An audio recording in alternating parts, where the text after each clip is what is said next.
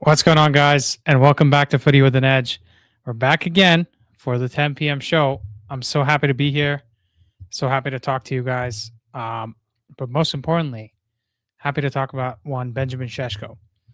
He's had quite the start to life at Man United.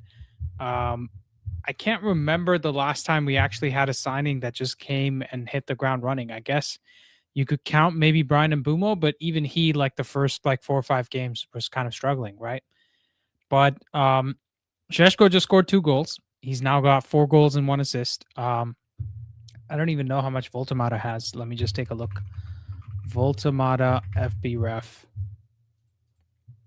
Hopefully you guys can hear me okay. Yep, should be working. So Voltamata has 7 goals and 2 assists in 1,200 minutes. So what does that work out to? Hold on. Goal contributions wise, he has 1259 by 90. Oops. 1259 by 90. So he's played 14 full 90s and he has 7 goals and 2 assists. And what has Sesko played? Benjamin Sesko has 4 goals and 1 assist in 1,000 minutes. So he's a little bit behind Voltamata, but a couple more goals and he'll be pretty much on par with him. Yeah, he's played 11 and a half full 90s and he has, okay, so he's still behind, but he's closing up to his XG, and I think this is super important for him. Hopefully I am actually live. Okay, I am. And let me just make sure everything's working. It should be working. I don't see any comments coming through. So if you guys are chilling, Kenobi says Sesko look good. Okay, so we're good. We're good. Everything's working. Okay, so the question is why Sesko is going to score more goals after Ruben Amorim has left the club. Benjamin Sesko was the club's man. He wasn't Ruben Amorim's man. Sesko, the fact that we signed Sesko tells you who was starting to win the power struggle within the club, and it wasn't Amorim, right? Sesko was Christopher Ravel's man, obviously from the RB Leipzig group, meaning he was a club-led recruitment decision, not a coach-led recruitment decision. United had a clear fork in the road. Either go for Watkins, who's a short-term Premier League proven goal scorer, assister, good hold-up play, and he's going to be manager-friendly. Or go for Sesko, who has more long-term upside. He's more of a development project, and he is more club-friendly.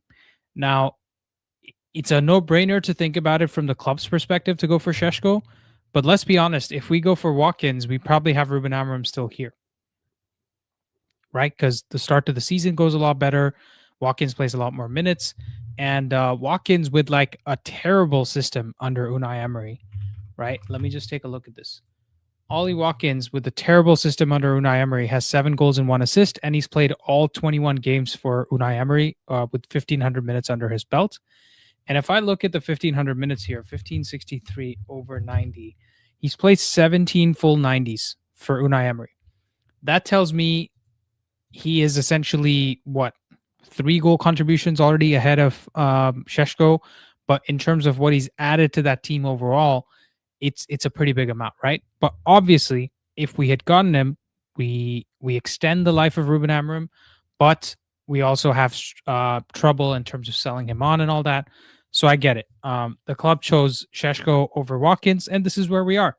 They were okay to spend 80 million on Sesko and also spend 10 million sacking Ruben Amorim, and that's where we are. Now, putting Sesko in extra individual training programs, persisting with him even as Amorim publicly questioned systems and backing, and they eventually removed Amorim, not Christopher Ravel. So that tells us from all sort of angles that they are keen on getting the Sesko signing to be successful. And I personally, everything I've heard about Benjamin Sesko is green flags. This guy is into meditation. He is into mindfulness.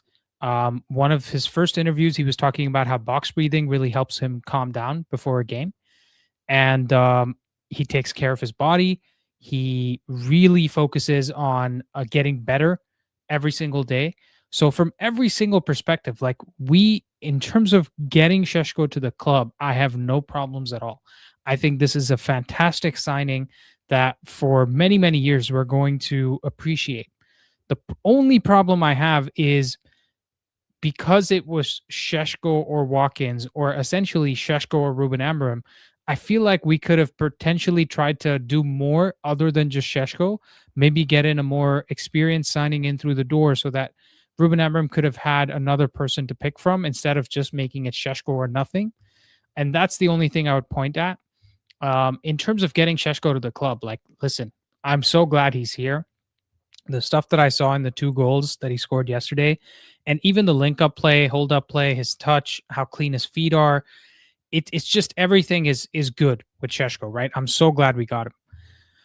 But it's clear that the striker was the priority asset even over the manager, and Christopher Vivell was given priority even over the manager. Now, Burnley very much proved the blueprint that the system was built for Sheshko. The second Ruben Amorim left from the club, it's clear that the system is built around Sheshko. Okay, give me 1 second, guys. I need to make sure this is contain and contain.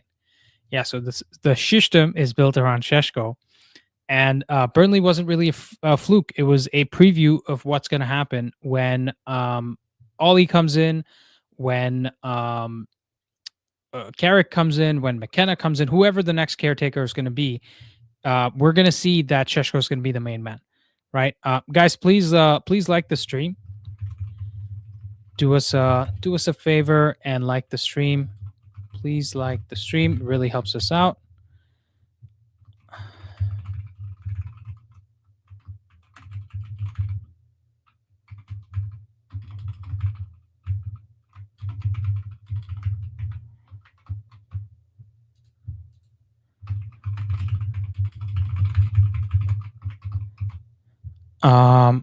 Yeah, really helps us out, guys. Thank you.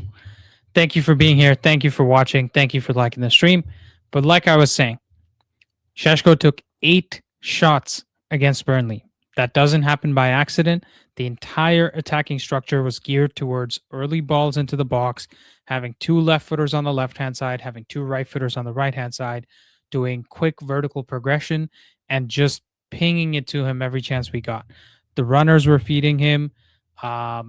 We weren't really looking to create chances for inside forwards. It was very much Sheshko or nothing, right? A little bit like how Sir Alex told Rooney and the other midfielders at the time that if you don't find Van Persie, then I'm not going to play you, right? So this is very much a repeat of that. And I think there's less ambiguity now about who the focal point is. There are fewer half spaces built for wide forwards to occupy and to shoot, which means Sheshko has a lot more room to make the channel runs into the left-hand side or the right-hand side, right? So there's a lot more space that nobody's going to occupy now. Whereas before, you had Mbumo, Ahmad, Cunha, and Dorgu or Dallo all occupying space in and around the box. Now it's going to be Sheshko's domain. And at most, you're going to have the back post guy, right? So if the ball's coming in from the right-hand side, you might have the left-hand sided winger who gets into the box, or maybe even the left-hand sided fullback who gets into the box, and vice versa. But mostly it's going to be Sheshko or nothing. So it's a clear instruction. Get the ball to the striker. Let's get the most out of Sheshko. I won't be surprised if, in games like Burnley, we see him getting 8 shots again. And in games like City and Liverpool and Arsenal and Chelsea, we might see him getting 4 to 5 shots. So it's very much geared towards Sheshko having a big season. I have predicted he's going to get 10 goals. He could even get 15 goals or something like that. We just don't know what the team is going to look like, right? We can't make any assumptions based on what we look like against Burnley because, let's be honest, Burnley are probably the worst team in the league, even worse than Wolves. So, I think with Amorim gone, there's no ideological resistance to simplifying the attack. And, putting balls into the box for a tall striker. This is like the oldest trick in the book. This is the most Premier League Brexit football that we can play. And so we can expect a higher XG for Sesko. We can expect higher shot volume for Sesko. We'll expect fewer games where he's completely isolated and doesn't get any service. And perhaps, we'll see a little bit more of the ugly striker goals as well, similar to the one that Bruno scored against Wolves, where he just kind of, bundles the ball over the net, just in terms of what it's going to be, right? And I think he's also going to get a lot more shots from outside the box, by the way, which is where he shines. He's going to be a lot better than Matheus Cunha, so we just need Matheus Cunha to keep passing him the ball. Now, what does it come at the cost of? The cost of this change, the cost of feeding Sesko so much, is going to be Bryan Mbeumo and Matheus Cunha. So Sesko getting a lot more shots means someone else gets fewer shots. And I think the club is totally fine with that. From a trade-off perspective, I think they're willing to accept that Matheus Cunha and Bryan Mbeumo are already successful signings in the fans' eyes. So if they spend the rest of the season trying to bet in Sesko and make Sesko look a lot better than he has so far by getting him a lot more service, then the club's going to be like, hallelujah, we're in a great place. We're in a position where all three of our signings by the end of the season could be looking really good. So instead of Mbeumo finishing the season with 15 goals, I think he will finish the season with 10 or 12 goals. Instead of Cunha finishing the season with 12 goals, he might finish the season with 8 or 10 goals. And those extra goals that those guys won't get is probably going to go to Sesko. And so our front three could be in a position where they all get 12 goals or 15 goals or something, instead of two of them getting 18 goals and Sesko getting 10 goals. Do I think that's better? I think it is what it is, right? Personally, I would love to see all our players getting a lot more shots and a lot more goals. I think our goal volume is going to go down significantly. I think we're still going to concede dumb goals because we've been doing that for a long time. So listen, United already have egg on their face with Dan Ashworth, right? Because they signed him, paid his gardening leave fee, and then essentially, had him out of the club within 6 months. They have egg on their face with the Amorim signing because they signed him. They said he was going to be here for 20 years and all that nonsense, or that he deserved 3 years. And then they sacked him within 14 months. And then they also have egg on their face by neglecting the midfield so far. So I don't think we can afford another high-profile failure narrative. So Sesko has to come good, and that's why the club is like, whether Mbeumo works or Cunha works or not, we paid the most money for Sesko. We're going to make this guy successful. Now, United really need Sesko to work. I need Sesko to work. You need Sesko to work. We're all supporting the same club. And like I said at the beginning, I love this guy's energy. I love this guy's enthusiasm. I love this guy's quality, right? Everything is very good from Sesko. So I have no problem supporting him. I think we should all support him. And just hold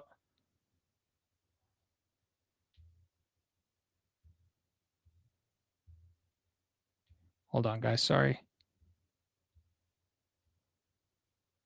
And just be the type of fans that want our guy to succeed, right? So I think our attacking emphasis, we'll see by the end of the season, will shift a lot more centrally.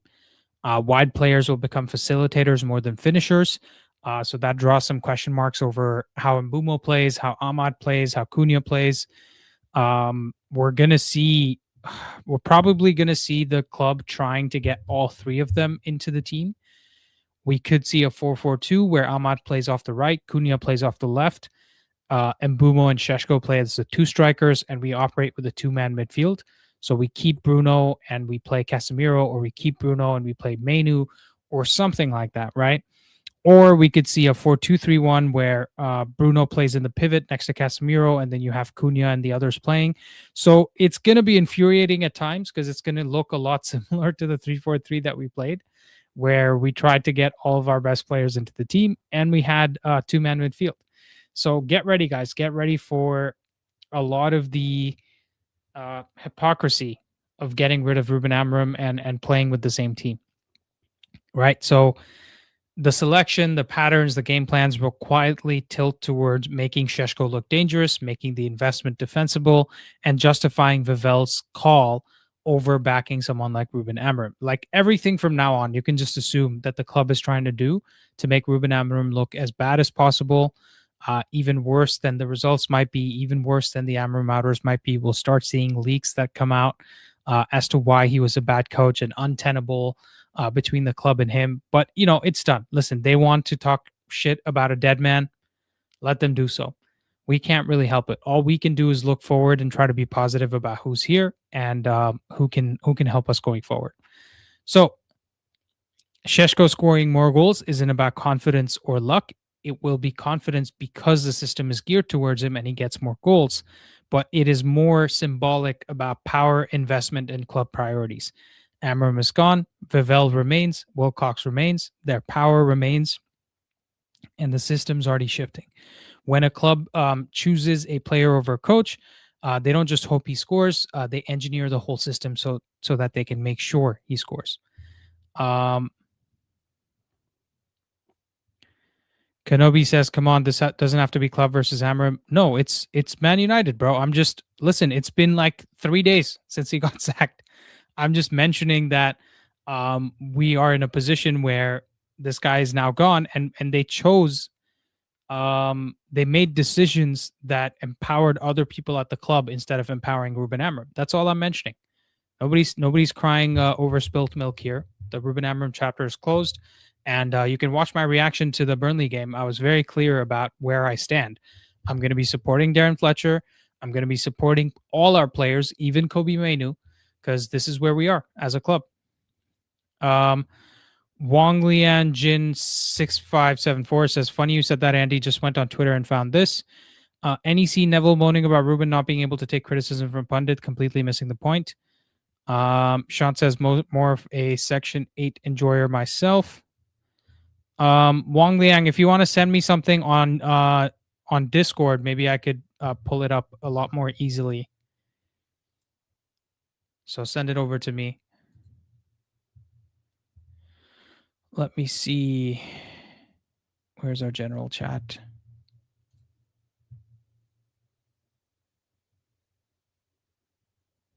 Yo. Discord recognizes when I'm live on YouTube? That's crazy. Very nice. Fab 1 and 0 says, are you talking about upper management being empowered or players? It's upper management. Kagami says, Man United sources believe Amorim intentionally orchestrated his sacking during that post-match press conference. Casemiro wouldn't have been pleased to see a manager who trusted him walking out the door. Okay. Got it. Kagami just shared it on Discord. Clarence says, morning, Andy in chat. Morning. Nice to see everybody here. Let me just go through some of the chat now since I'm done with my talking points.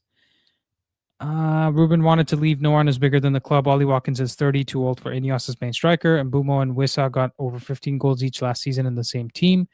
What's your point, Mooch? What's your point?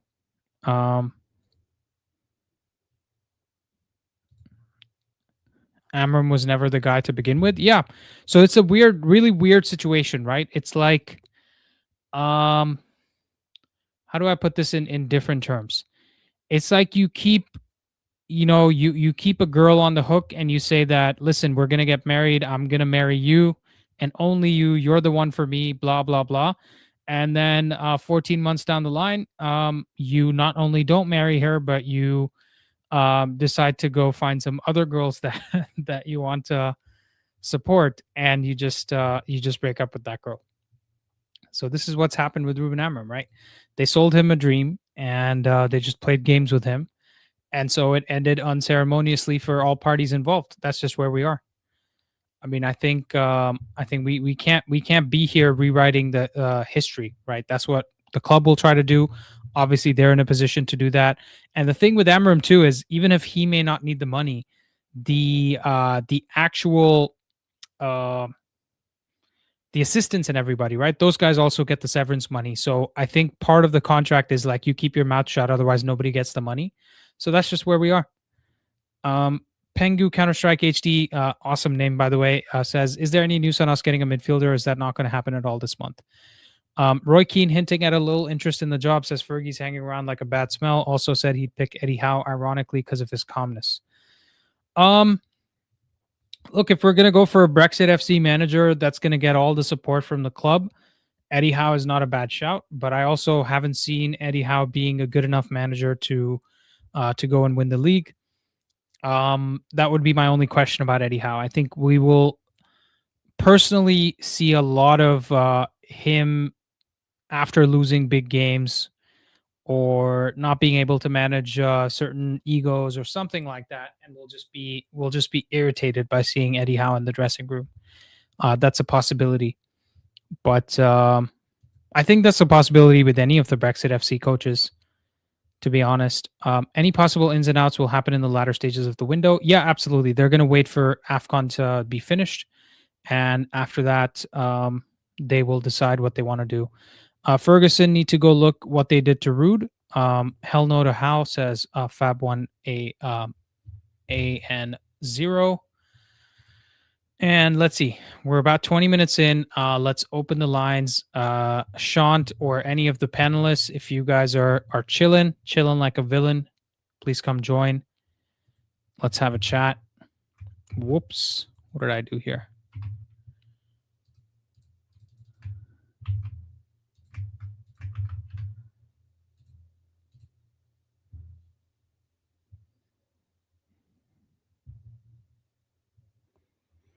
I saw news of us recalling Rashford. Is there any truth to that? I have no idea, but I won't be surprised. I won't be surprised if they let Bruno go. I won't be surprised if they bring Onana back. I won't be surprised if we recall Harry Amos and Toby Collier and pretend like these are new signings. Siddhan says, any concrete links with Diomande? There were some aggregators talking about us putting in a bid for Diomande. It hasn't been substantiated by any of the tier 1 journalists, so I wouldn't say they're concrete, but there's some news about it. Jojo says, meant Fletcher. Sean says, give me a moment. Okay. United fan 777 says, if you remember when we hired Amorim, Gary Neville, and many pundits were asking about having an identity and that a back three would suit United, we're just Gary Neville FC. No, absolutely. I mean, Sir Jim has played his hand and shown himself to be extremely stupid. Because I think even the Amorim outers would agree that listening to Gary Neville is a recipe for disaster, right? So why are we sitting here pretending like this is good news? Like, Amorim got sacked. If they came out and said the results weren't good enough and they wanted to sack him for the results, they probably should have done it last season, at the end of last season. And in the summer, we could have had a fresh start, and they probably would have had to play him a little bit more money. But at least it would have been decisive from the club. Now we find ourselves signing a manager in the middle of the season, then sacking him in the middle of the next season, and now looking for another manager who can come in and do something. Like, it's just ridiculous, guys. And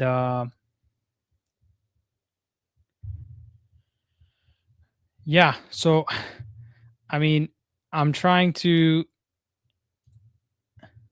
figure out. Susbedo says, now I'm worried about losing all these with Amorim gone. Amorim's tenure was flawed, but there were many positives that we gained. Better set piece play, more compact midfield. I don't know about the midfield part necessarily because of the personnel we were playing there.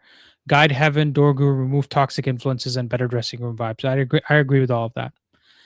Romad says, I'm just hoping now some way we don't take 3 steps backwards with whoever we hire, trying to be positive here.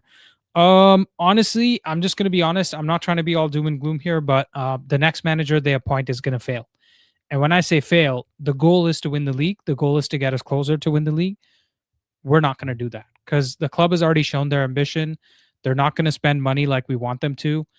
Even in the summer, what we're probably going to do is make a big bid for Elliot Anderson, make a big bid for another player, and we're going to fall flat on our face. One of the 2 players or one of the 3 players will not choose us or choose not to come to us. The other player might require too much money to get them out of their current club, And Baleba may be the only one that decides, okay, I want a Man United over any other club. So he wants to come here. And obviously, we have Agent Mbumo there as well. So, yeah, I think if we're expecting the summer to be something that is significantly better because they're going to show some ambition and spend some money, etc., it's going to be the same thing. They're going to spend around 200 million because that's the portion of revenue that they think they can afford to spend. They're not going to go anything above that. Anything above 200 million is going to be strictly down to sales. And let's not forget, in this summer as well, had we not sold Garnacho, we're not getting Lomans in through the door. We're probably not making the Sheshko signing permanent either. I think we're just in a bad place. That's all I can say. So, guys, I'm still waiting for. Oh, there we go. We got Sorry about that. Hey. The Armenian bandit joining us. I know. I'm stealing hearts because everyone wanted to, bank their hopes on some other strikers than the ones we had at the club. And I was trying to tell you guys, we had a lot to love at home. Sheshko, guys. He's a revelation. I've been wax lyrical all in Discord about him for a long time, regardless of the output that he had. Oh, yeah. Where's Ryan? I think it's good that he's getting some recognition. Hey, but you know what? It's not here to gloat because I take no joy in like saying one player is going to be better than another because honestly, we need the whole club firing. Like Sheshko, it's validation that a lot of things that I witnessed at Leipzig and just in general what a talent he is. It's good to see talent fulfilled and potential fulfilled just in any scenario. It sucks to see players not playing up to their level. So, and I can even admit, like in the first half of the season, I think he needed a lot. Sean, I need to go pick up my foods here, so I'll just leave you to it, and I'll be back in 2 minutes. Yeah. Sweet. All right, guys, I'm gonna pull up the chat. I'm gonna hear you guys listen to how. I want to listen to. I want to see what you guys have to say. So, all right, feed Sheshko and he will bang goals. So, speaking about that, guys, how are we going to be looking now that we're going to be playing in a different way? I think there's certain things we noticed at Burnley that we're pretty optimistic with regards to how many shots we had on target, how many shots Sheshko had in particular, especially when you look around the league. A lot of strikers. You could look at Arsenal. You could look at Newcastle. You can look at Liverpool. They're not getting the chances that Sheshko got in that game. So to see him, what did he have? 7 shots on target? If you want to look at Gyökeres or Gyat Lesnar, he's nowhere near as firing as what we saw with Sheshko. And I wish I could share my screen, but there's a lot of good highlights on the connection between Sheshko and Bruno and others, and also Dorgu, with regards to how those angles are going to be opening up a lot more because we're not going to have that type of just layering on top of each other that the wide players and the inside forwards had in that typical 3-4-2-1. Because although we did play at a 3 at the back in the second half, it was not typical of what we saw with Amorim's preference of having that interplay between the wing back and the 10. I think we saw Bruno in a much more advanced position where he needs to be. And he kind of proved to me that everyone was saying, oh, can Bruno play in the 10 in an Amorim 10? I think he showed that he could. So we had a lot of talent come in over the summer and a lot of pressure with regards to how they were going to perform, pressure on Amorim, pressure on everyone in the club. Now, because some of that pressure has been let off, I think internally the club still wants to achieve certain targets because it seems like our activity in the transfer windows is going to be heavily impacted upon where we finish. But I do think there's a little bit of weight relieved off of the players' backs because these players are a little bit more used to more direct play. Some of the automatisms that happen in 3-4-2-1 and the angles of attack that you would see are going to be simplified. So a lot of this United DNA, a lot of this transitional play that we saw Amorim kind of shy away from because he didn't want to be dependent on to play just individual brilliance FC. We're going to see some individual brilliance. And if there's one thing that I can say about Sesko, he's a brilliant player.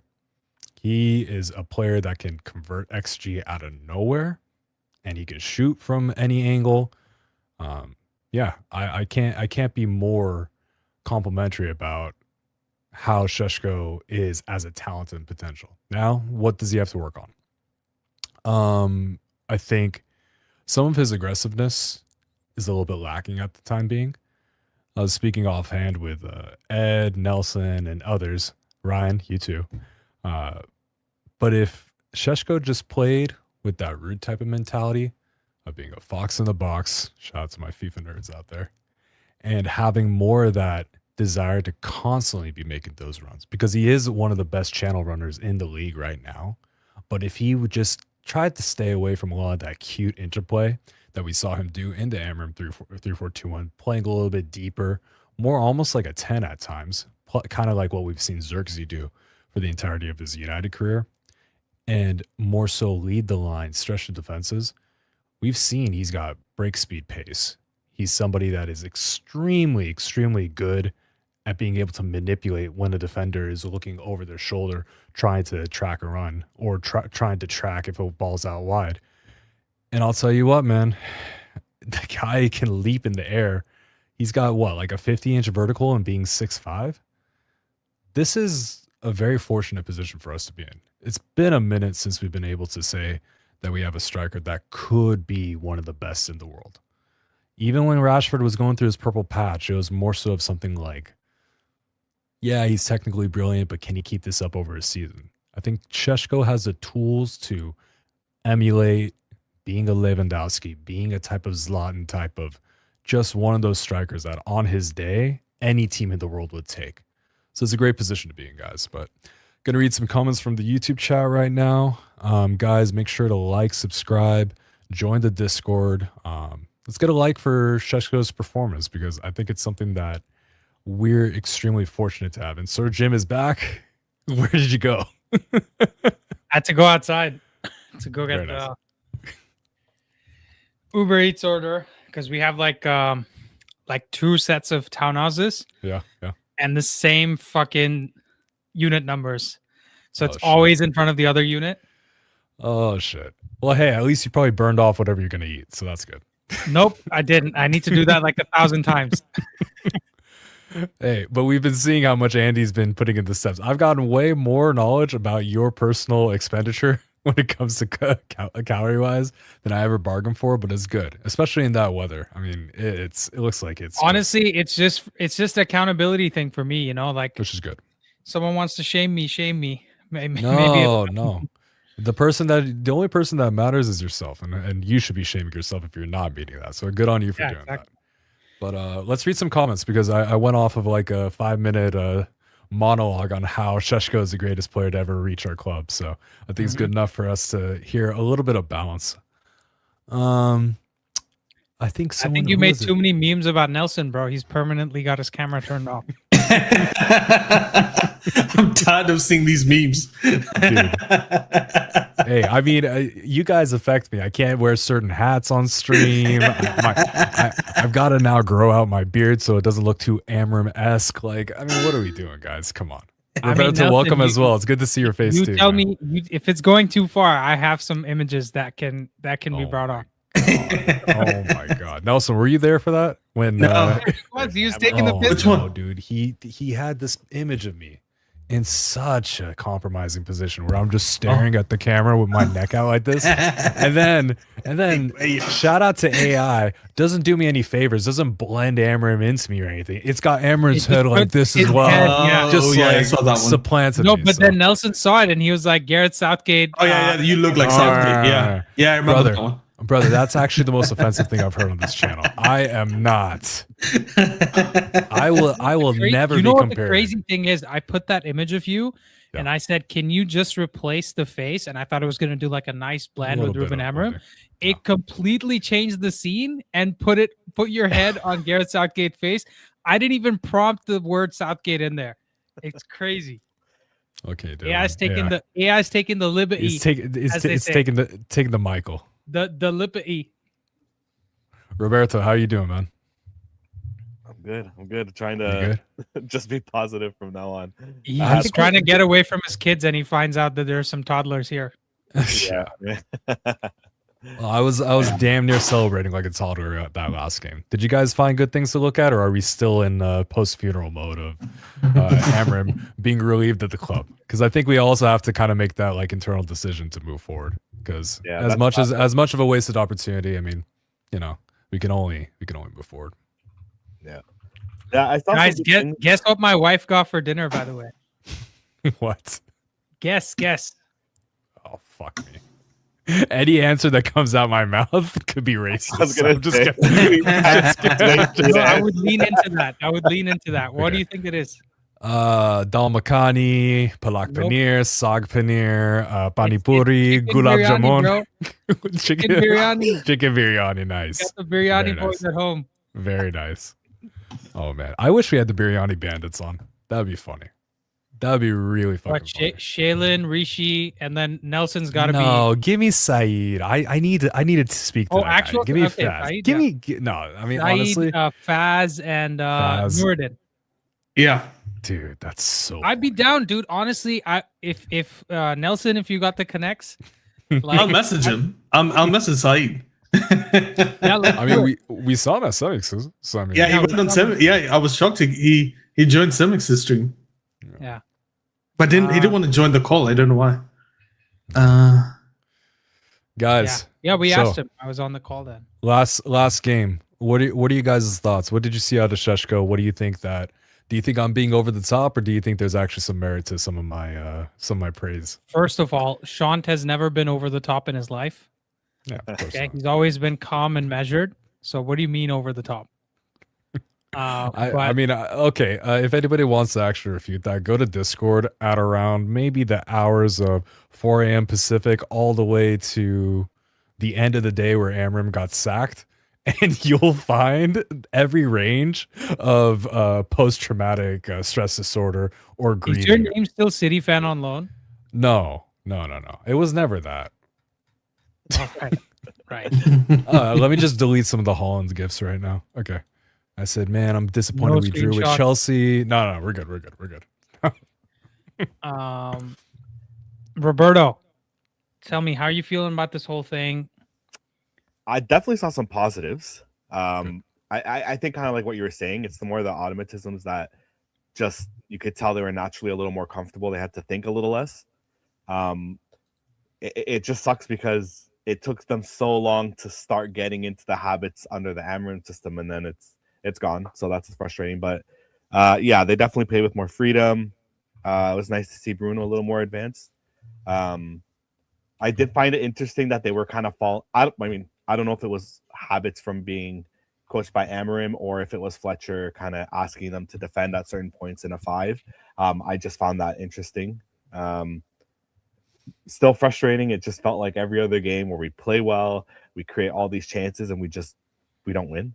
It's kind of the same old. So it kind of leans into the fact that, like, you know, it's definitely not the coaching. It's bigger than that. But I'm just trying to be positive. Hopefully we can build off of it. Lacey looks like a gem. Like, it's disappointing we didn't get to see more of him under Amorim. Especially near the end, we saw like the Fletchers, and we didn't see Lacey as much. And like I told you. Game, and now I'm gonna gloat. Came on. That shot was right away. No, but hold on. Hold on. Yeah. Wait for Lacey. I just want to say, when Anthony first came to the club, he got 3 goals in 3 games. Okay, and then people figured out that what he's doing is cutting inside and shooting. So Lacey is gonna get, you know, eventually, like once people know about him and try to, you know, play against him, he's gonna get stopped on those things. And actually, I was watching James's stream earlier today on the Muppeteers, and he did a breakdown of like some of the shots that we were giving the other teams. And if I actually think back to the 3 kind of, I won't say all of them are worldies, but the 3 goals that we've kind of conceded edge of the box or outside the box are Gibbs White. Sorry, Dewsbury Hall. Dewsbury Hall. Yeah. Dewsbury Hall against Everton. We had 2 goals from Morgan Rogers, Yeah. and then we had 1 goal yesterday from Jaden Anthony. Mhm. Right? So those are the 4 goals. For the first 3, it's Lenny Yoro actually showing all the players on the outside, not the inside. Mhm.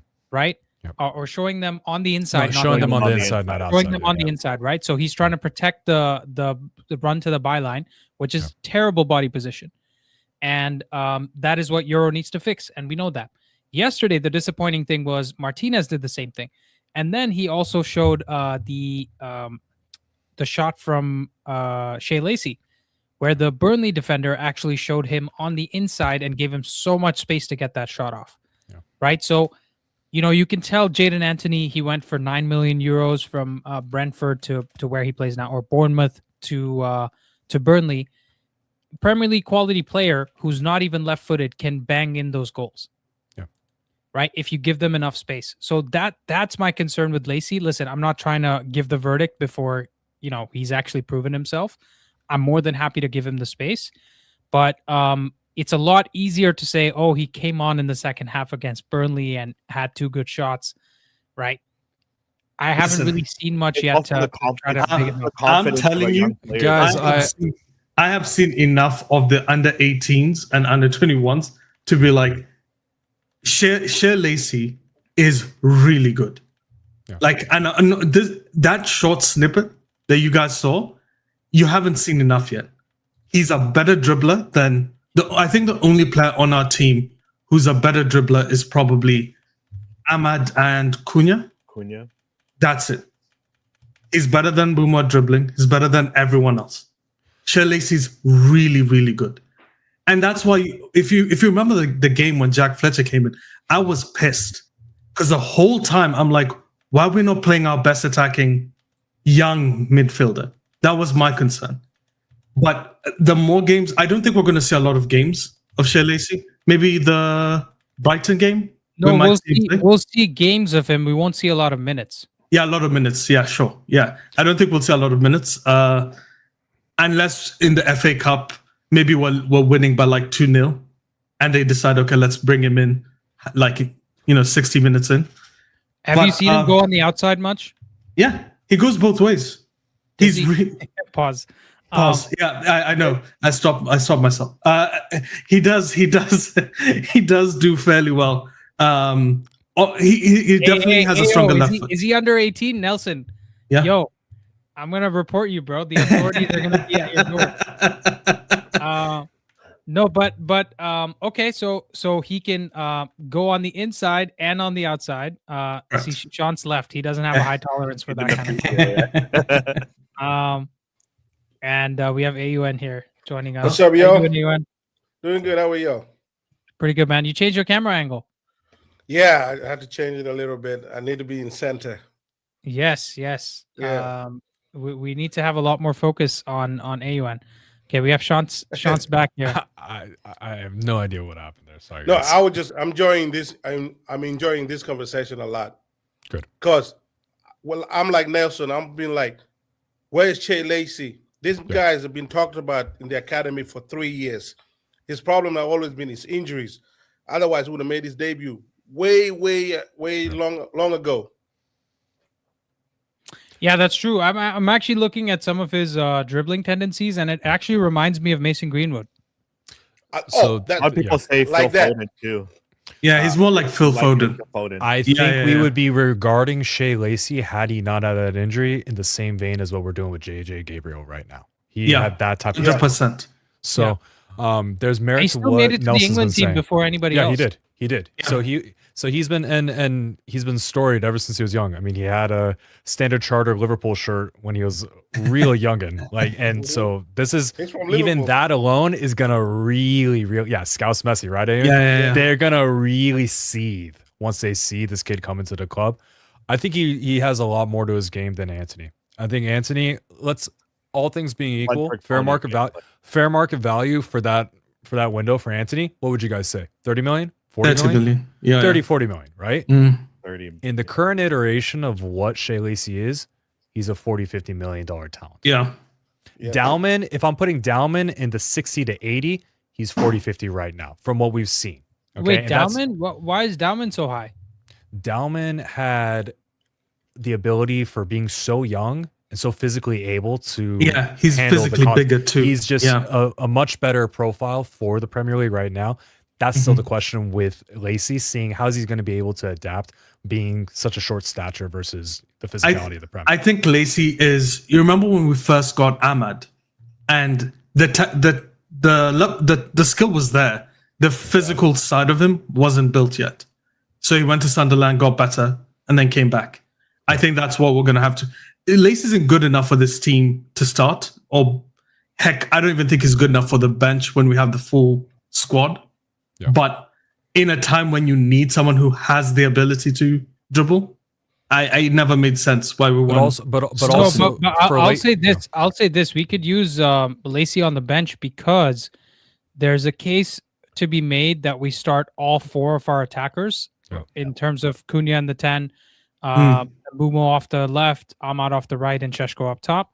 And then we need somebody to come on the right-hand side to replace Ahmad or something like that. So where would you put Bruno? In the 6? It's gonna be so hilarious because we're gonna see that at least once this season. No, I agree. Play a two-man. We want to see Casemiro Ugarte again. Like it's gonna be once and that's it.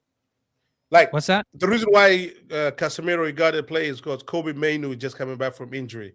When Kobe Mainoo is fully fit, it's gonna be him and Casemiro or him or Ugarte. We're not gonna be seeing Bruno in the double pivot again.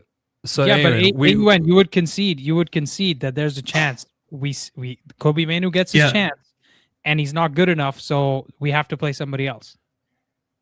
Yeah, but I don't think it's going to be Bruno. So this is my saw question how good too. Bruno can be going forward. In this last game, we saw some players benefit off of this freedom, less pressure, more quick directional transition. What did you see out of Mainoo out of this last game that made you believe that he's going to be one of those players that will displace a Ugarte, a Casemiro, or a Bruno in that midfield? God, it's ability on the ball. And one of the first thing I saw, remember when they when they lost the ball, like Cunha lost the ball up top, and Mainoo was in the middle of the two Burnley players. Instead of like jumping to one of them, it just switches the body position a little bit, and it cut out the pass to both players. And he ended up winning the ball. We saw him a little bit quicker and sharper too. He was better in cutting the lanes and also holding defenders off as well. So it seems like his physicality, some of the things that he was a little bit more pensive on during the 3-4-2-1 and that double pivot, it seemed like those things were different. He's looking a little bulkier. He looks. I was going to say that. Yeah, he definitely looks bigger. Looks bigger. But it's also like I think that he has the confidence, the guy who think, I'm gonna play now, no matter. Before he said that no matter what I do, this guy is not going to pick me. It's hard to walk on the field and knowing that even if you put 10 out of 10, there's a chance you might not start the next game. But I actually think, I'm a Mainoo fan. I've been a Mainoo fan for a long time. That wasn't a good game from him. Like the short period he was there, I did, and I just being honest, like I don't think Mainoo showed enough for me to go, he needs to play the next game. He showed enough that I was like, okay, we'll see after a run of games. But here's the thing. We were discussing with Shanton Ed here, like in the Discord. And I think a better shout is to bring Mount and try Mount in the 6. Yeah. Because Mount's pace is something, Mount can dribble a little bit. He's not as good as Kobe, but the ability to carry the ball with pace, I think Mount is better. He's technically not as good as Kobe. I think Kobe, when it comes to press resistance and ability to, manipulate the ball, I'll give it to Mainoo. Can I just say, actually, a completely different reason I don't think Kobe would work in that double pivot is because he vacates his position far too often. When we're trying to like press or when we lose the ball in the midfield. Or even in general, because his style is to dribble the ball forward, right? That's to carry the ball forward. So he's often missing from that position. I actually think for the balance of the team, Ugarte and Casemiro works a lot better in that pivot. And with Ugarte, we're actually seeing him grow into that position a lot more because he's, in terms of once somebody's already passed a midfielder in our midfield, Ugarte is the only one who can chase him down and he can keep up behind. Yeah, But yeah. the problem Right? though, like you got the job, that shouldn't be that. Ugarte should be the one waiting, not the one chasing somebody down. No. Like No, all the we're time. saying Ugarte was always the guy who chased people down. Even at PSG, bro. That's what I'm saying. Like, but that's what I'm saying. Like, Ugarte does not work for this team at all because he's supposed to be one of the defensive midfielder. He's supposed to be the guy sitting. So my issue is too with that, Ewan.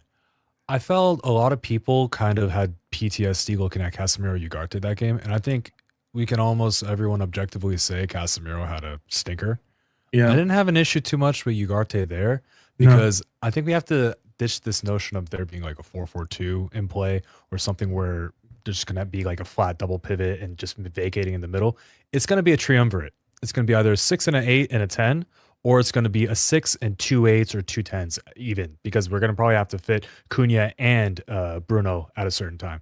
So if it's going to be a sole 6 and 2 more advanced, I don't think Ugarte's got a shot of being in the game. I think that's where you're probably going to see your Menu get some minutes, but ahead of him on the pecking order, because we do have a limited amount of slots for the wings, I think I still don't know. I would probably ask for a loan even more now if I'm Kobe, because I don't see him getting in over Bruno. I don't see him getting in over Cunha. I don't see him getting in over Mount. And he has more competition for that cherished spot that he thinks that he can excel in. Because what I saw from that last game, too much back pass, no urgency. And when he did have Sesko on the run, he misplaced that pass so badly. So he's got to work on that progression, especially from a passing. The weight on the pass was really bad for the Sesko one, where he could play him in through. I actually think Kobe Mainoo's best shot in the midfield is if he's competing with Mason Mount.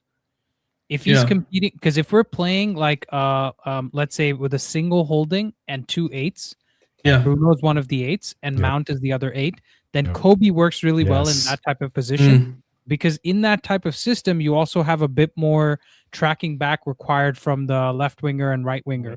So actually, if Dorgu is playing as the left winger and we have Kobe on his side, we have a bit more defensive solidity on that side. So I think for Kobe to play, and this is not me, listen, I don't know if you saw my reaction to the Burnley game. I made it pretty clear. I'm supporting the players. I'm supporting the managers and the coaching staff because I don't think it's their fault. And I know you've been not the biggest supporter of Ruben Amorim, but I think even you would agree that this is a mess, right? The way that this has happened in terms of how Ineos has made the decision and all that. So for me, Kobe Mainoo, his brother's no longer going to be wearing the T-shirt, right? All the noise is gone. Paul Scholes is going to shut up about him. Everybody's going to shut up about him. The best case scenario for the team, because we support the badge, is that Kobe Mainoo actually comes good. Yeah. Right? Yeah. So for me, I want to see him play. I want to see him do well. But the thing is, his limitations are such that he probably works best in a midfield like Newcastle's midfield, right? Where you have Bruno G, Sandro Tonali, Joe Linton. If you took any one of those guys out and put Mainoo in there instead, those guys can both do a little bit of the defensive work. They're both physical. They can both play passes, right? And then he can be the guy that has a bit more of the free roll. So I actually think in a 4-3-3 where he's competing with Mount for the spot is his best bet. Or we sell Bruno even in January. Who knows what these guys are going to do. By the we sell way, Bruno at some point and then he gets linked 100 million and 600K a week. 100 million. Okay, let me say one thing about this, okay? It's not just you guys. I'm hearing this sentiment from almost all the fans. Yeah. I feel like Mainoo weaknesses are overplayed.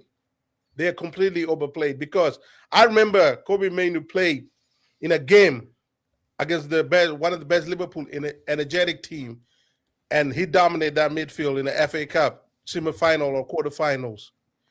I saw him play against Manchester City, a prime Manchester City in the FA Cup final, and dominating that midfield. So, like his weaknesses, he got weaknesses, but I feel like they're being overplayed, and I feel like he's just coming back from injury, and he only had like 20 minutes. Like once he fully fit, I think that is going to be his position. It's going to be him, Casemiro, or him, Ugarte, and Bruno ahead of them. Trust me, that's how it's going to be.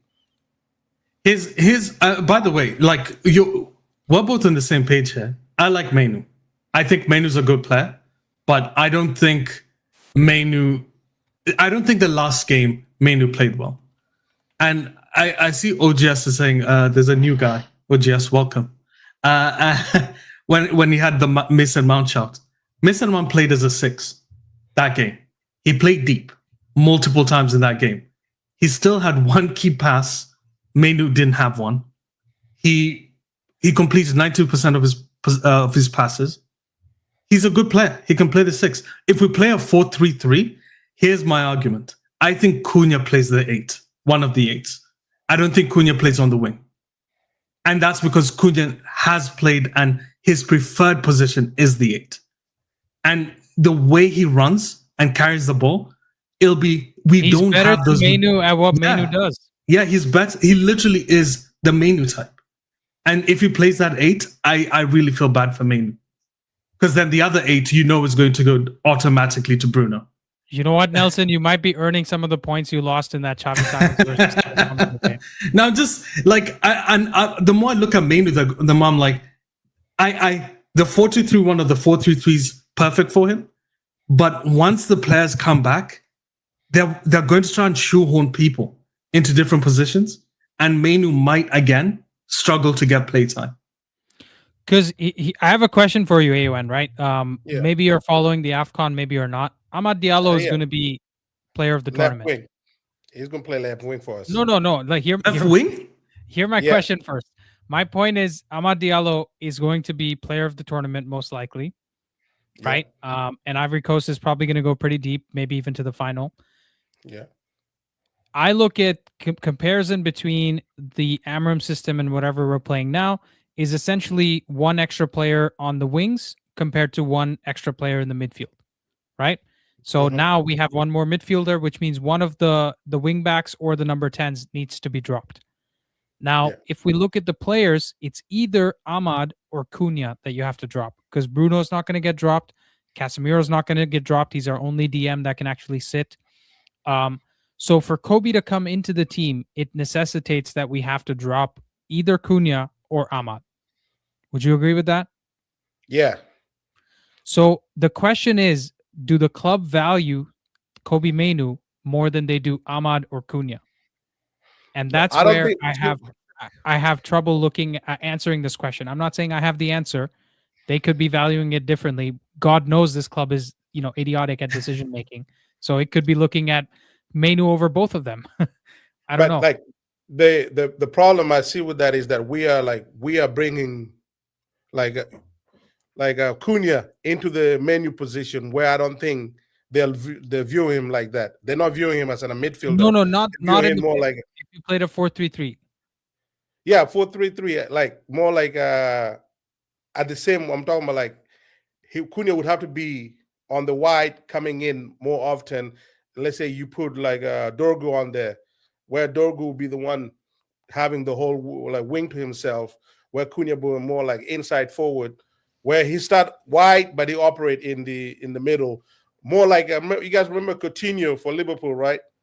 Mm-hmm.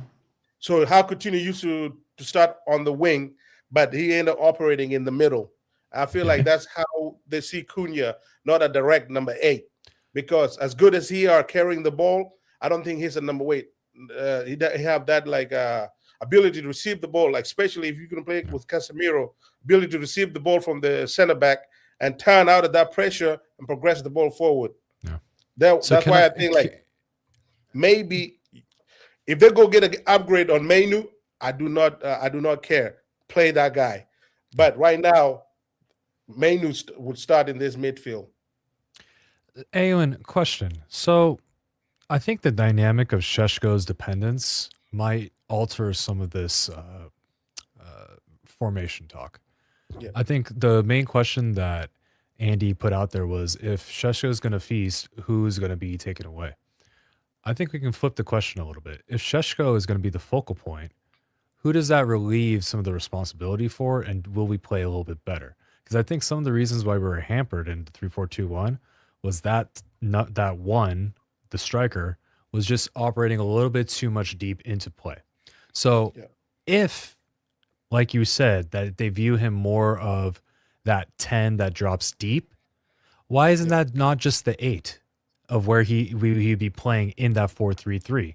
He'll just be starting in that position, have more of that free reign role, can still go into midfield because we've seen Cunha, especially in the Burnley game, he was playing in the middle. He was sometimes the deepest midfielder when he was trying to integrate and connect.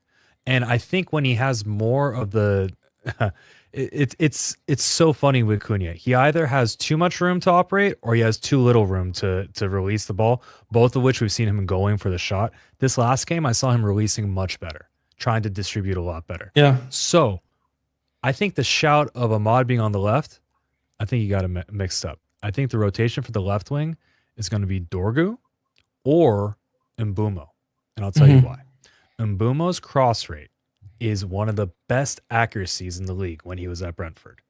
If we're going for Sesko to have those wide channels, especially as Jarvis would say, in that from zone 14 starting to wherever the hell the zone is. I'm sorry, guys. I don't know these fucking numbers.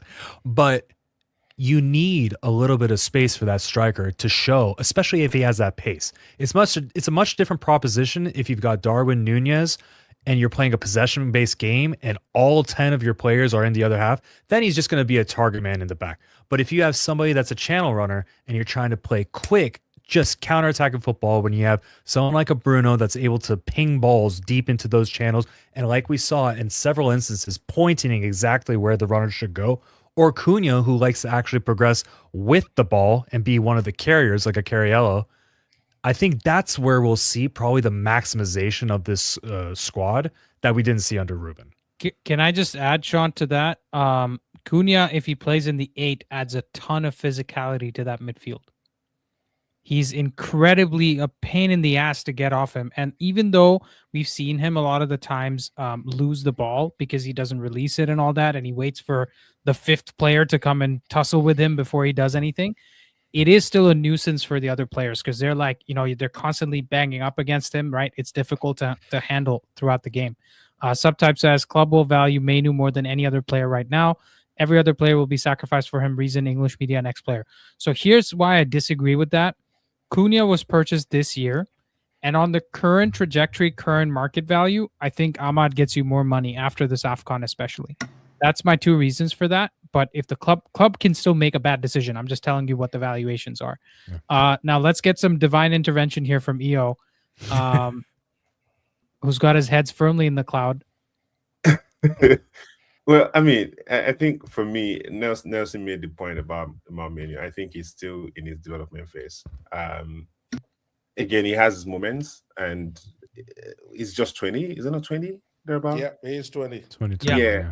So he's just 20. And I think that the key thing is actually him being able to develop and continue his development into maybe the next year and next 2 years, and he can actually has like a place in the team. I'm all for him going on loan. I don't think we should sell him. But I don't think that, in a midfield of, Cunha, Bruno, Mount, Casemiro, Ugarte, he has a chance right now, especially when we play 4-3-3.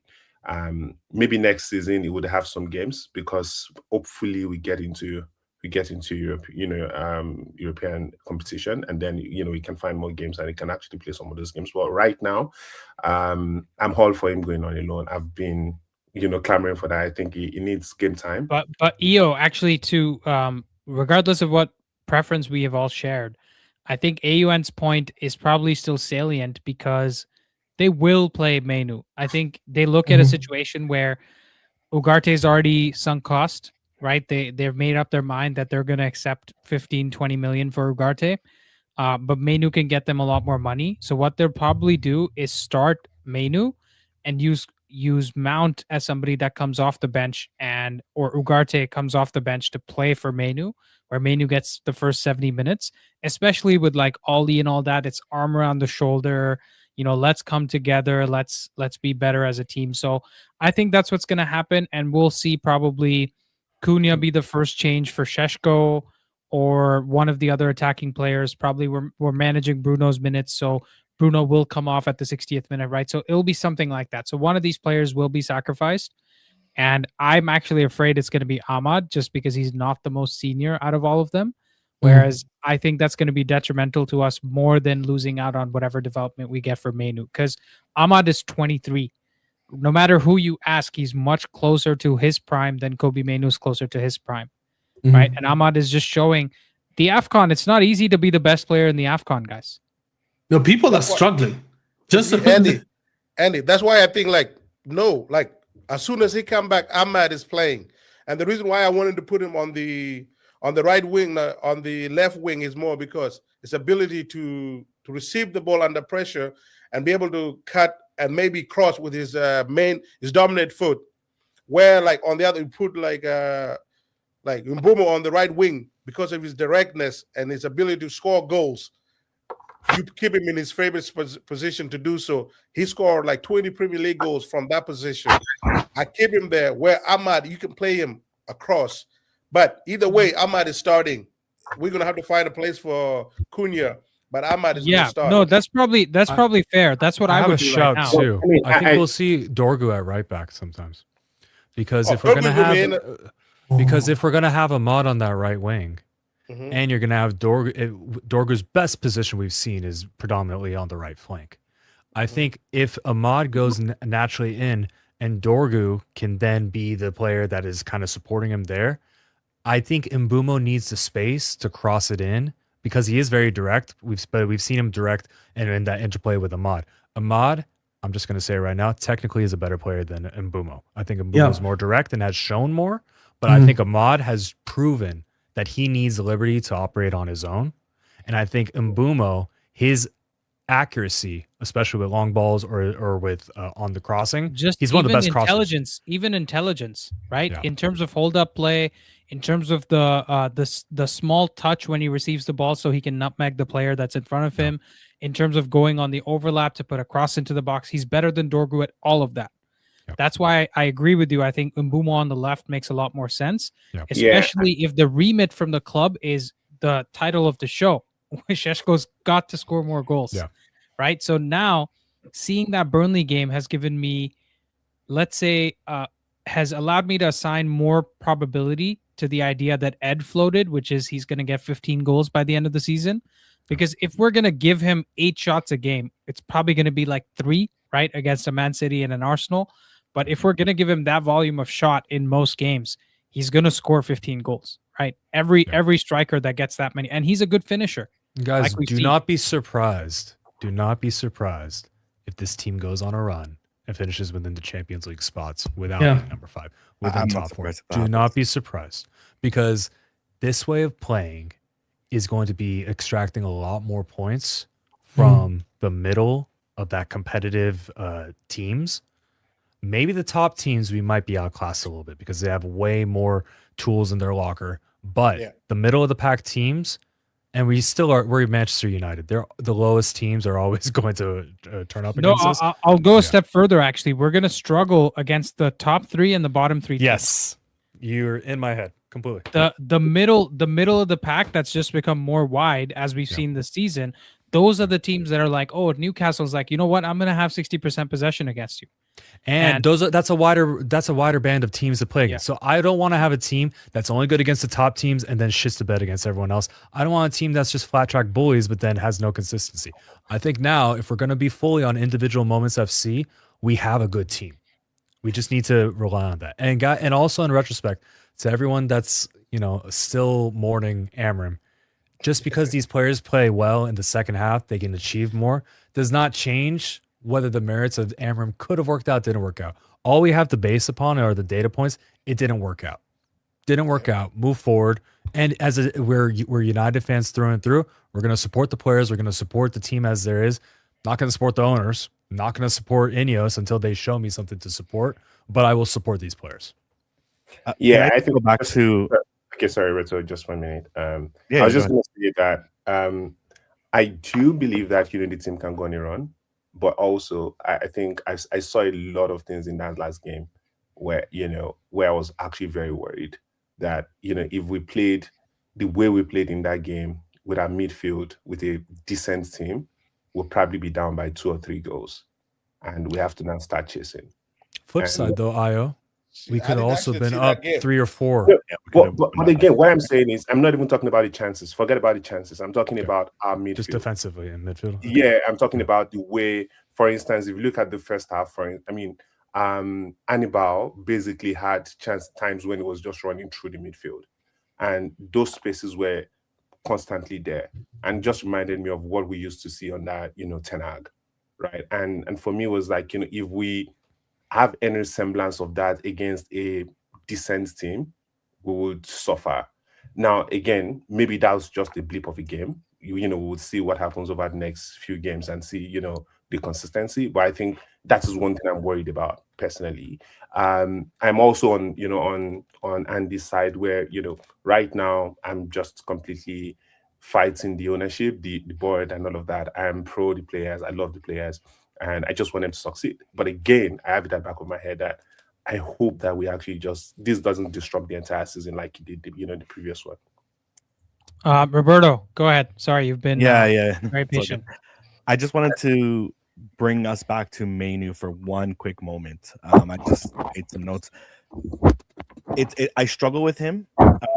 When he made his debut, I think he was the perfect player that we could use now because he didn't vacate his position. He's probably the most press persistent player we have on our team, and he was so good at just receiving, and like he had like acres of space every time because he's so smart at receiving the ball and just quick little passes, and he would still sit. And mind you, that was probably because, young kid making his debut, he doesn't want to screw up, so he's playing a little safer. But if we could get that back into his game with the physicality that he has now, I do think he could develop into a proper, maybe not a 6, but someone that can sit next to a 6 and maybe dictate a little more. That was one of the things that excited me the most from him.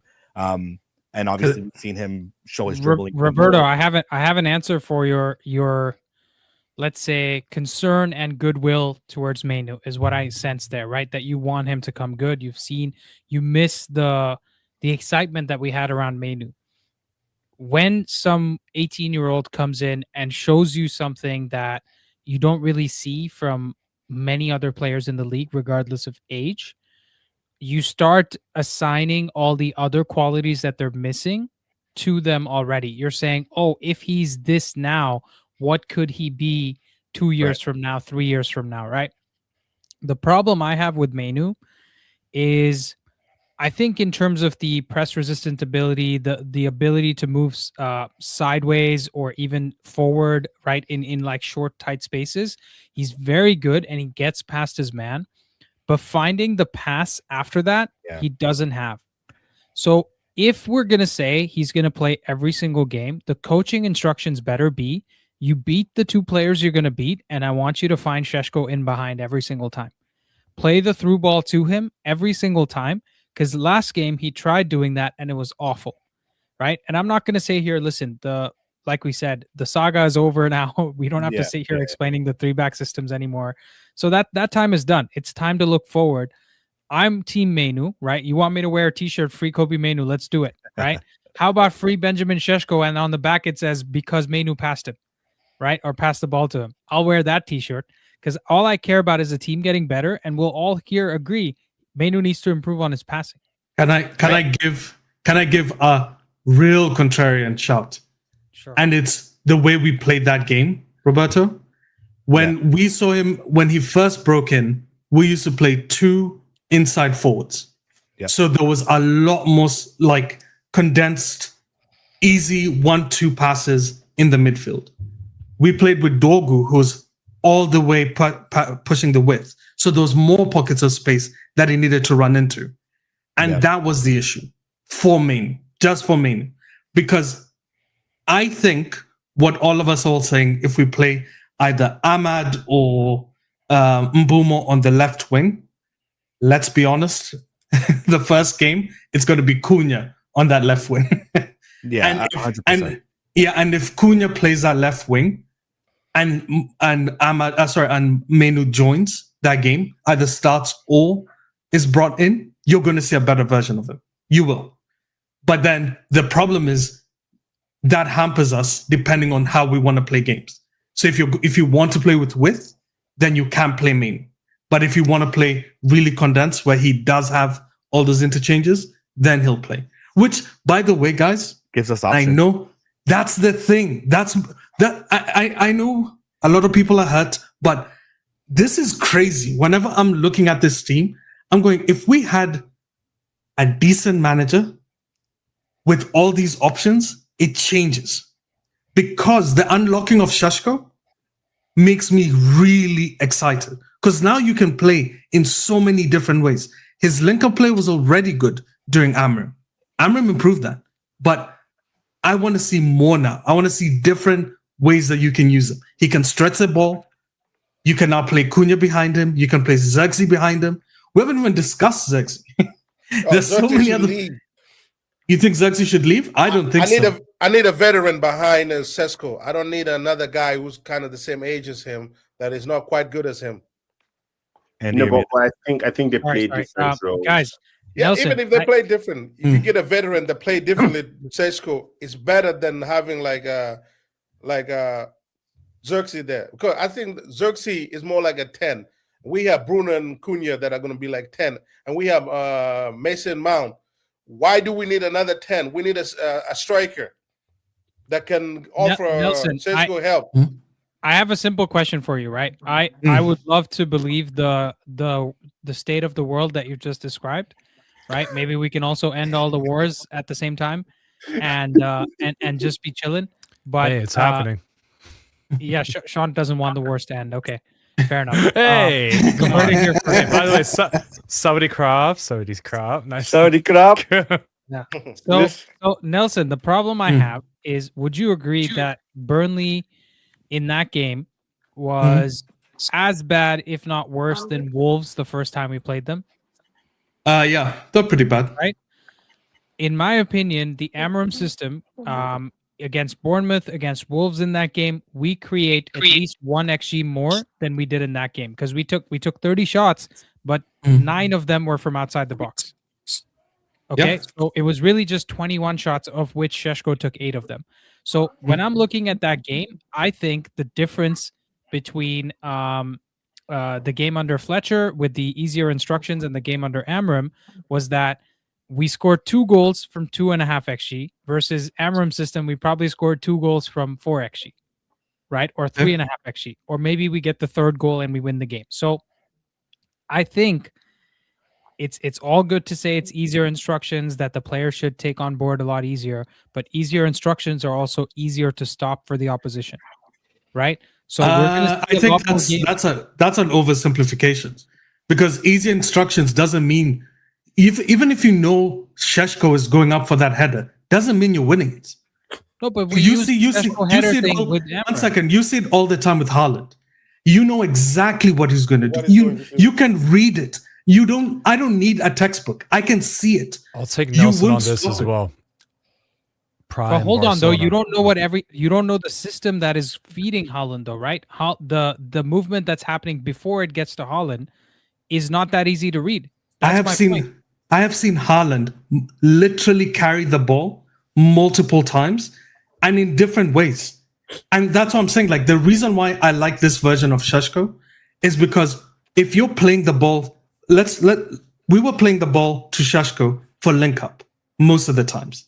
Now you're playing into space, which is one of the things. He's the second fastest player in the league. We're playing to the advantages that we have on the field rather than the systemic advantages we had due to Amorim. I think the creation of XG and shot creating actions was due to a spectacular system, but without the full efficiency of the players. Now we're going to see the full efficiency of the players, or the dependency of how on the mark the players are that day. So again, individual moments FC. That's the point, right, Sean? That's second thing. So two things can be correct, right?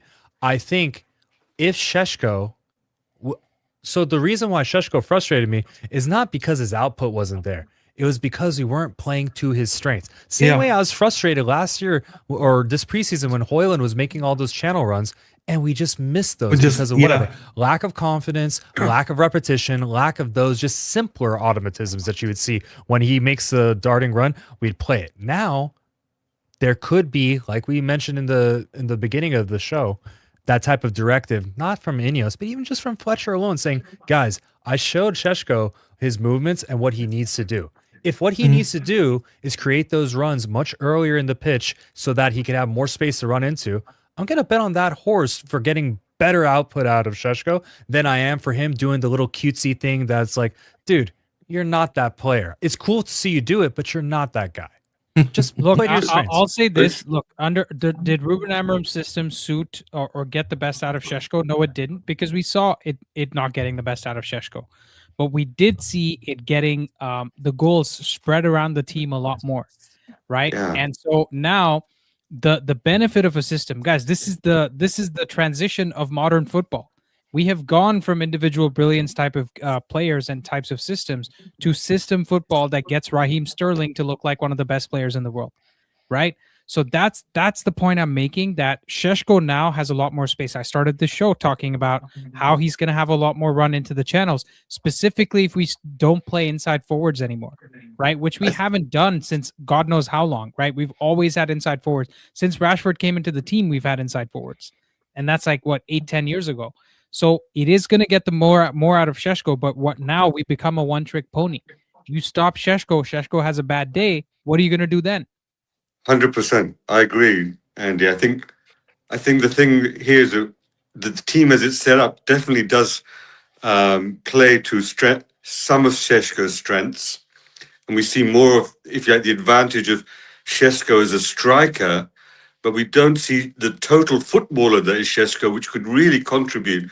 We'll see a little bit one-trick pony in the way, a little bit like Van Nistelrooy was a bit of a one-trick pony, and eventually he had to be let go of, in a way, I think, by Ferguson to allow the whole team to develop. And I think we may get a lot more goals, and in the short run that will help us. But in the long run, we want the interplay. Isn't that what's the beautiful thing of Manchester United? It's also about the interplay, not just the fast funny thing is, interplay, Raphael, flowing football. even when Amorim was there, and even though I supported the manager, I adored the man, I didn't like the way that we created chances. I didn't enjoy it as a fan. Now you could call me top red United DNA, but what I saw from this last match, especially with the speed of transition, the speed of attack, the way that I could see the physical dominance of our striker. You know how frustrating it is to have just a freak up top, and then hey, no, don't do that.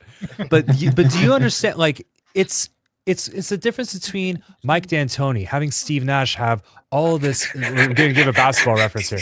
Having Steve Nash get the MVP of the league when you had Kobe, you had Shaq. Phil Jackson getting the most and managing the best out of the best players, turning players that might not mentally have it at that point into stars. So I think that's where we need somebody of a little bit more. Another example that works with what you're saying, Sean, but kind of also tells us why we shouldn't be relying on that. Cristiano Ronaldo was a one-trick pony in our team, but it was Cristiano freaking Ballon d'Or winning Ronaldo that Tevez did the dirty work for, that Rooney did the dirty work for. We had a workman-like midfield. We got everything geared towards Ronaldo. That's unfair to Ronaldo. What are you talking? What? He was not a one-trick pony. He was also like one of the. My point is the team was set up as him. It was built carrying around the team. Yeah, the team was built around him. It's not being a one-trick pony. It's building a team around your best player. Anyone, That's what most teams do. Sorry, one second. You've clearly misunderstood me. Let's just stop it right there.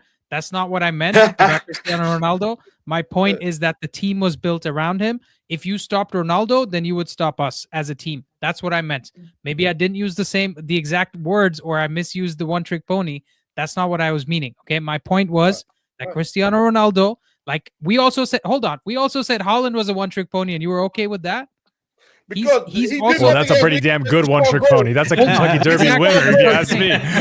Shit. Haaland just scored goals. Ronaldo did not just score goals. He also provider. Haaland can score at least 3-4 different types of goals.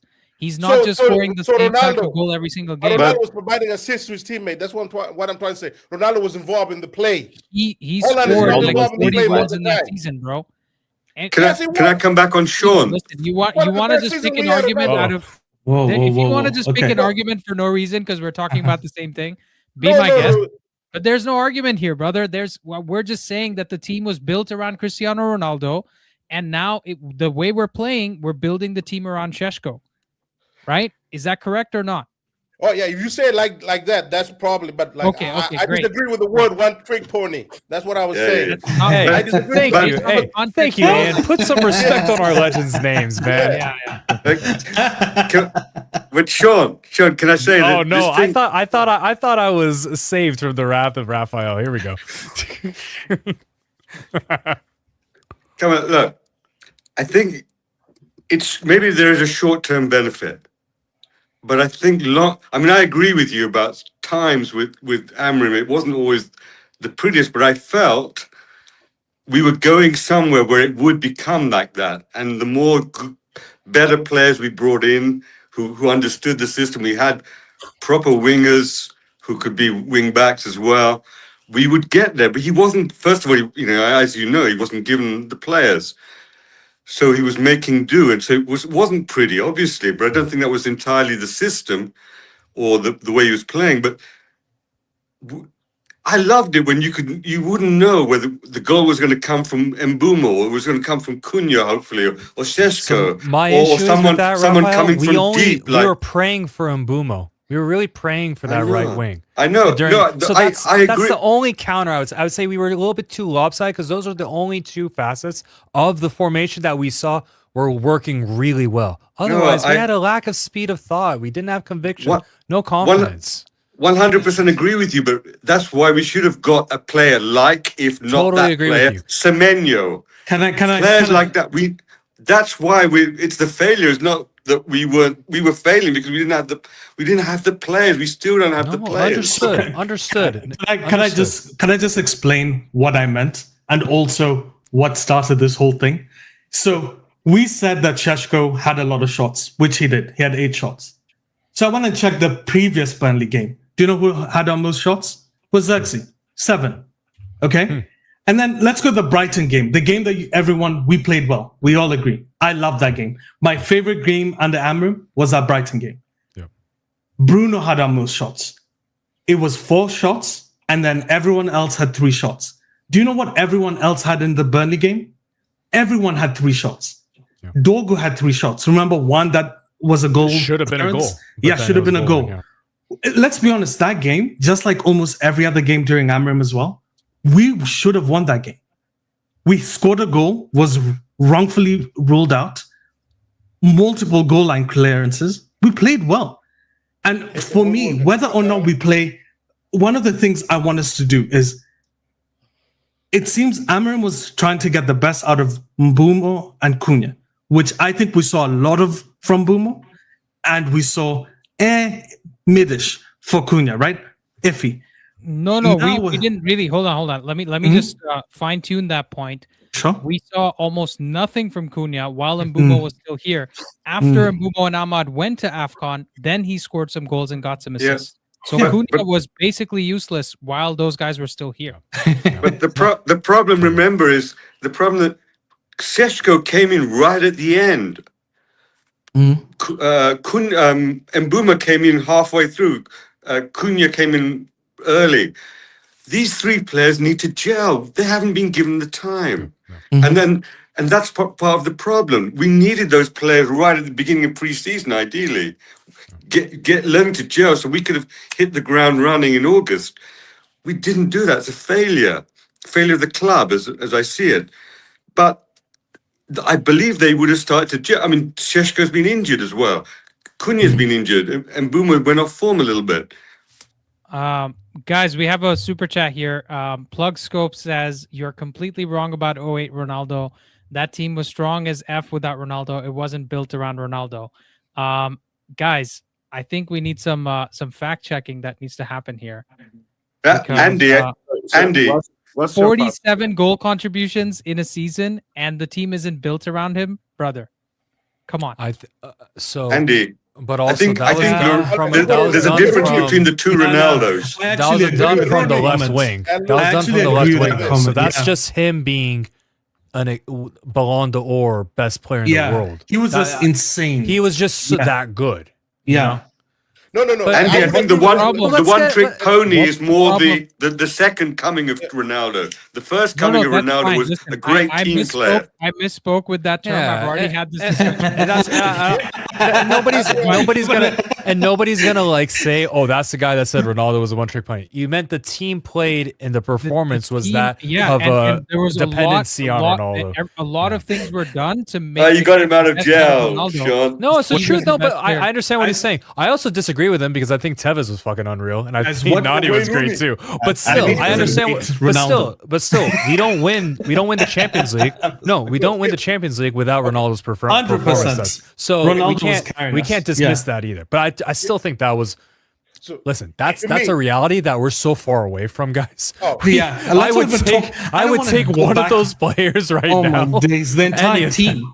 Any the of them, second I team. would take them. my No, bad, but my like, Any bad. we also forget we had a lot of like role players in that team. Yeah. Yes. Right? That Yeah. were Good there to good make the role other players team that look knew better. they were role players. O'Shea. Yep. Yes. Yeah, O'Shea. Yeah. You look at West Brown, even Louis West Saha, Brown. right? Came coming Saha off the was bench. so good for us. Saha was the most Oh, underrated, like one of the he could have been a starting striker at 17, 18 other clubs at least. You know, in basketball, you've got like the best six man. Yeah. He'd Like the be Westbrooks, our yeah. best 12th man. Like he was literally out. I loved Louis Saha. Yeah.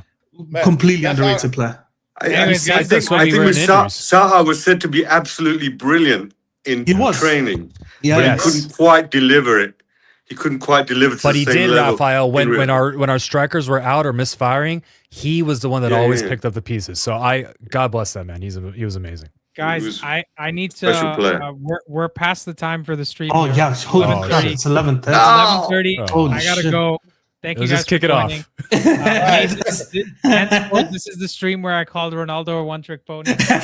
And, we'll come back. Thank God you're not one trick, Andy. Yeah. Yeah. Thank God. Yeah. Thank God you're not. Man of many shots, and I will keep Yeah. shooting my shot. Okay, we'll keep bringing this back. Good See you job. guys What- later, man. Peace. Take care, everyone. Bye-bye.